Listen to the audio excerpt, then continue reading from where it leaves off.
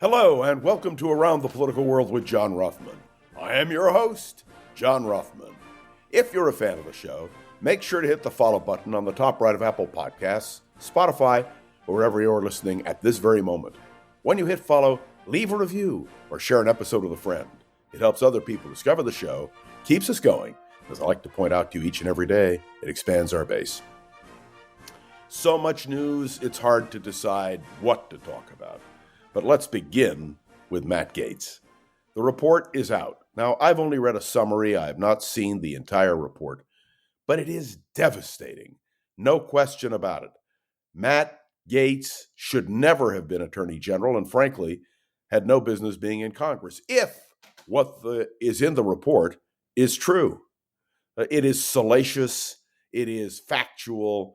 It is disgusting.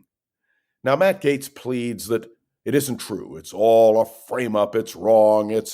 The American people will make the judgment. But here's the question for you. You elect a president of the United States. We elect a president of the United States, believing that that person will have the character and the integrity to nominate for high office only the very best. And in the words of David Habelstam, only the best and the brightest. Well, Matt Gaetz was hardly the best and hardly the brightest. In fact, pretty sleazy.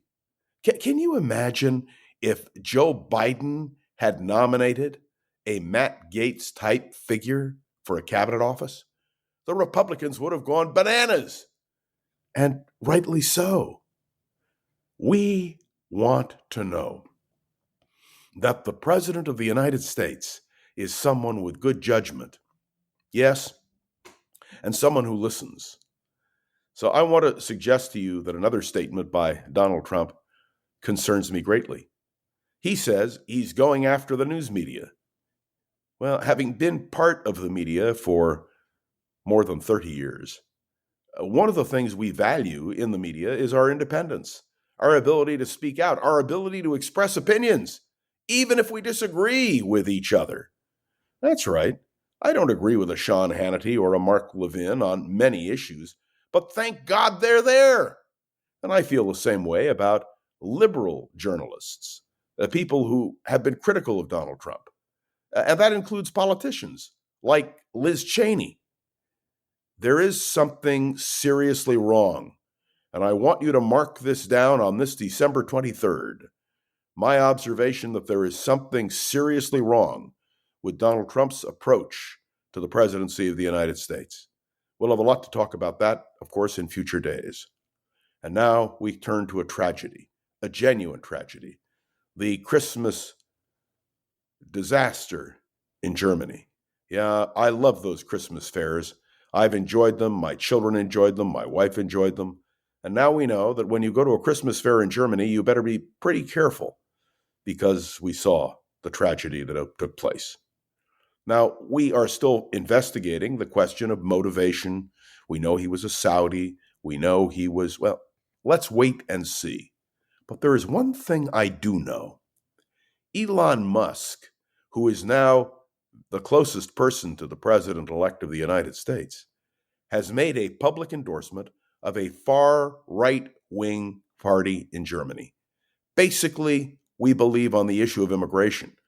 But let me point out the far right in Germany carries with it a history going, yes, back to the Hitler period. Well, I have real doubts about whether or not the far right in Germany is the answer. But I can tell you that when a person close to the President of the United States, the man who will be president, makes an endorsement in an election of a far right-wing candidate in Germany, that should disturb us all. Elon Musk needs to understand that he is now more than just a billionaire. He is the man who the President of the United States listens to. And that, my friends, is something to think about. And more, Volodymyr Zelensky, the president of the Ukraine, is now realizing that there is going to be a shift in his fortunes, a dramatic shift in his fortunes, because Donald Trump is going to be president of the United States. And the question we have to pose is a simple one. What kind of compromise can you make with Vladimir Putin? That's the question. Donald Trump seems to think that he can pull something off. We're going to wait and see. But the question you have to pose is, does this give Putin a green light to be even more aggressive in Eastern Europe? Latvia, Estonia, Lithuania, Poland? I know it is a speculation, but if Donald Trump pulls the plug on NATO, the people of Western Europe are going to be very worried, and with good reason. There are many things we will be tracking in the days ahead. A lot of them have to do with the policies that will be implemented by Donald Trump. I want to make one other observation, which I think has real significance, and that's Kash Patel, who Donald Trump will nominate to be the director of the FBI. We talked about this before, but as the days grow shorter on the Biden administration and the time when Donald Trump will assume the presidency, is coming fast, we better think about what that means. To have a director of the FBI who wants to weaponize the agency, really to wreak revenge.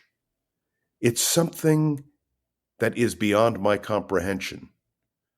I can't believe that the Senate will vote to confirm an FBI director who has the record that Kash Patel has. But it takes me back. It takes me back to the question of Matt Gaetz. Donald Trump originally emerged, in my mind, on The Apprentice. For many of us, his determinations seem to be logical, solid, effective. Well, a Matt Gaetz and a Kash Patel, among others, and yes, Elon Musk as well, lead me to believe that our trust that the President of the United States will use good judgment, it's something to think about, is it not? Thanks for tuning into another episode of Around the Political World with John Rothman. Make sure to follow along and let me know your thoughts on the show by leaving a review on Apple Podcasts and sharing an episode with a friend or colleague so we can continue to grow. And I want to thank you all. So many comments made to me about this podcast. And I'm delighted that you can give me impact and input and reaction by going to Facebook and LinkedIn. And as for Gogo Zoger, Gogo, thanks so much. The wonderful producer of this podcast. We'll be back tomorrow, Christmas Eve, right here on Around the Political World with John Rothman. See you then.